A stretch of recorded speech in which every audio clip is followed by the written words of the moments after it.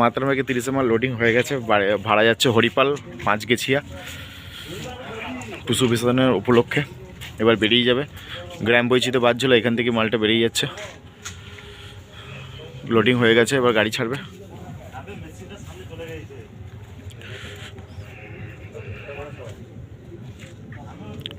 যা উঠে পড়ো, উঠে পড়ো, হয়ে গেছে, বাঁধা হয়ে গেছে, যাও।